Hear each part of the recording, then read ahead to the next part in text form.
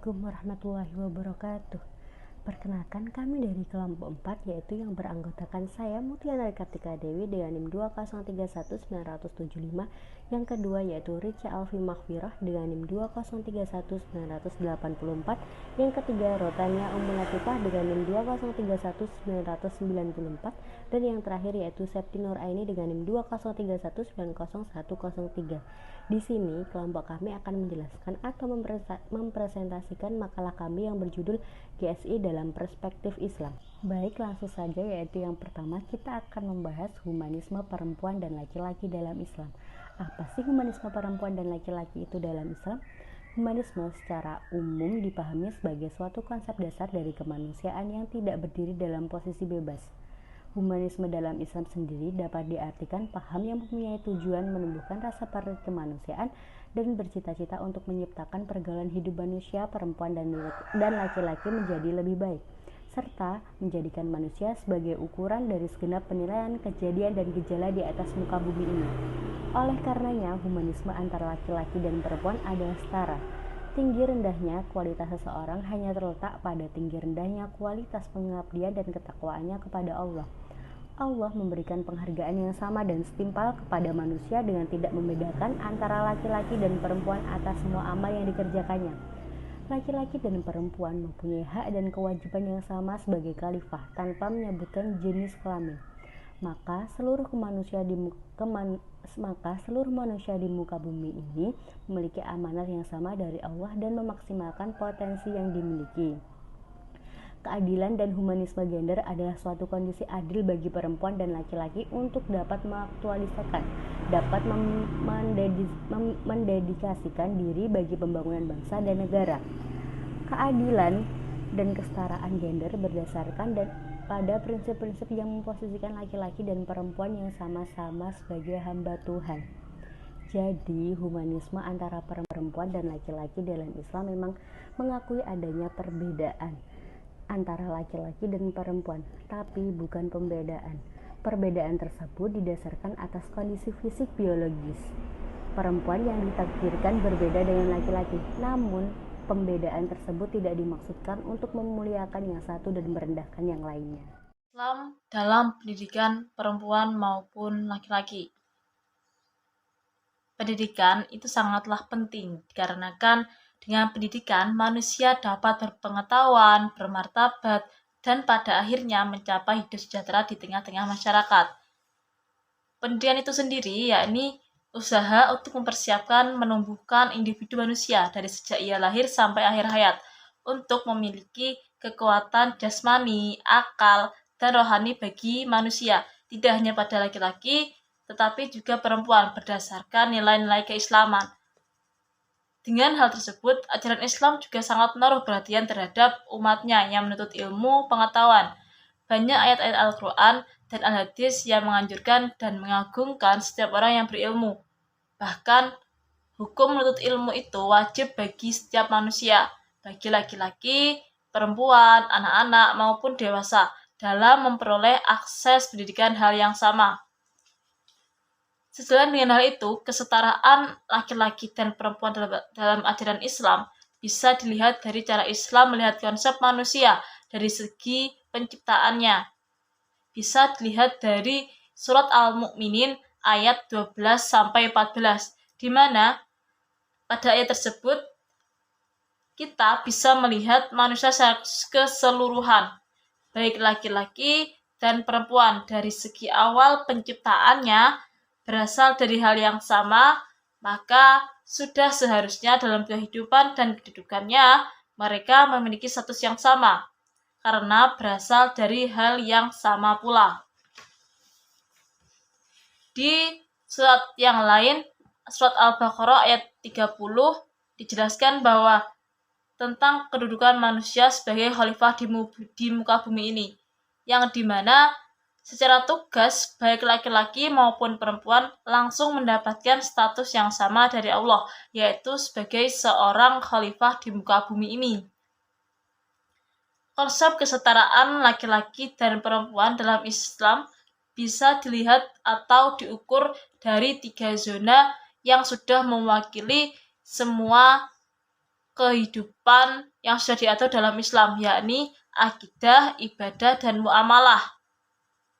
Yang membedakannya antara laki-laki maupun perempuan yakni tentang ketakwaan di mata Allah tanpa meninggalkan perbedaan fitrah yang telah Allah karuniakan. Atas dasar fakta tersebut, diakui atau tidak, Islam memandang perempuan dan laki-laki mempunyai hak yang sama dalam memperoleh pendidikan, di mana pendidikan menjadi kunci utama bagi terwujudnya keadilan gender dalam masyarakat. Saya akan menjelaskan nilai-nilai dasar relasi sosial dan relasi gender dalam Islam. Nilai-nilai yang dikandung oleh Islam di dalam Al-Quran adalah keesaan Allah, keadilan, kasih sayang, persamaan, dan ketakwaan. Nilai-nilai ini adalah jantung bagi tradisi keagamaan Islam, dan berdasarkan nilai-nilai ini masyarakat dapat dibangun. Keadilan dan kasih sayang merupakan sifat Allah yang manusia diharuskan untuk meniru sifat-sifat ini agar dapat dianggap adil terhadap sesama. Manusia harus memberikan hak-hak mereka dan bertindak sesuai dengan hak-hak tersebut. Dari prinsip-prinsip ini, berbagai implementasi dilakukan untuk mencapai suatu tujuan, yaitu menciptakan kondisi masyarakat yang makmur, adil, damai, dan harmonis. Nilai-nilai yang telah saya sebutkan tadi menjadi karakteristik agama Islam. Sebagaimana contohnya yaitu bekerja secara bersama-sama dengan cara mengembangkan toleransi, mengklarifikasi nilai-nilai hidup bersama, bersikap matang secara emosional, berpartisipasi secara setara, dan lain sebagainya. Prinsip relasi gender dalam Islam. Nasaruddin Umar dalam jurnal Al-Ulum mengemukakan bahwa ada beberapa variabel yang dapat digunakan sebagai standar dalam menganalisa prinsip-prinsip kesetaraan gender dalam Al-Quran. Variabel-variabel tersebut antara lain, yang pertama, laki-laki dan perempuan sama-sama sebagai hamba Allah. Salah satu tujuan penciptaan manusia adalah untuk menyembah kepada Tuhan sebagaimana disebutkan dalam Quran Surat Az-Zariyat ayat 56. Dalam kapasitas manusia sebagai hamba, tidak ada perbedaan antara laki-laki dan perempuan siapa yang banyak amal ibadahnya. Maka itulah mendapat pahala yang besar tanpa harus melihat dan mempertimbangkan jenis kelaminnya terlebih dahulu. Keduanya mempunyai potensi dan peluang yang sama untuk menjadi hamba ideal. Maksud hamba ideal dalam Al-Quran diistilahkan dengan orang-orang yang bertakwa atau mutakin. Dalam mencapai derajat mutakin ini, tidak dikenal adanya perbedaan jenis kelamin, suku bangsa, atau kelompok etnis tertentu. Yang kedua, laki-laki dan perempuan sama-sama sebagai khalifah Allah di bumi. Maksud tujuan penciptaan manusia di muka bumi ini, di samping untuk menjadi hamba yang patuh dan tunduk, juga untuk menjadi khalifah di bumi sebagaimana hal ini ditegaskan dalam Quran Surat Al-An'am ayat 165. Kata khalifah tidak menunjuk kepada salah satu jenis kelamin atau kelompok etnis tertentu. Laki-laki dan perempuan mempunyai fungsi yang sama sebagai khalifah yang akan mempertanggungjawabkan tugas-tugas kekhalifahannya di bumi. Selanjutnya, yang ketiga, laki-laki dan perempuan sama-sama menerima perjanjian primordial. Laki-laki dan perempuan sama-sama mengemban amanah dan menerima perjanjian primordial dengan Tuhan. Menjelang seorang anak manusia keluar dari rahim ibunya, ia terlebih dahulu harus menerima perjanjian dengan Tuhannya, sebagaimana disebutkan dalam Quran Surat Al-A'raf ayat 172. Menurut Fakhr Al-Razi, tidak ada seorang pun anak manusia lahir di muka bumi ini yang tidak berikrar akan keberadaan Tuhan. Dan ikrar mereka disaksikan oleh para malaikat. Dalam Islam, tanggung jawab individual dan kemandirian berlangsung sejak dini, yaitu semenjak dalam kandungan.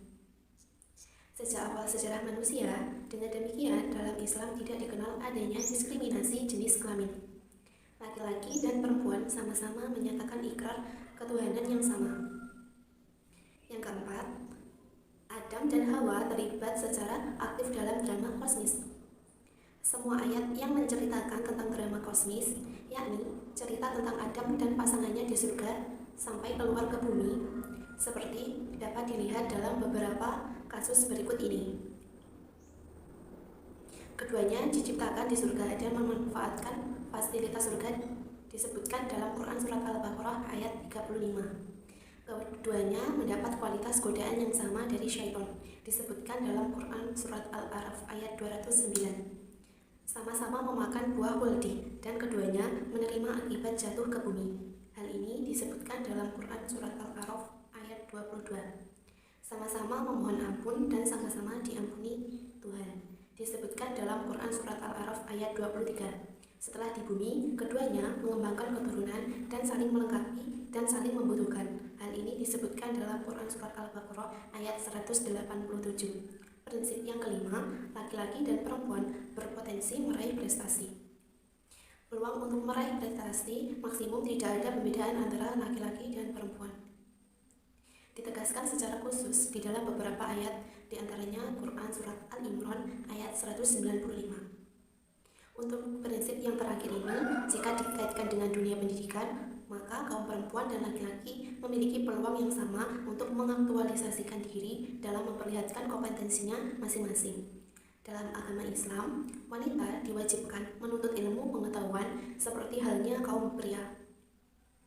Agama Islam telah menyamakan wanita dan pria dalam hal-hal yang bersifat kerohanian dan kewajiban-kewajiban keagamaan tanpa perbedaan dalam ilmu dan pendidikan.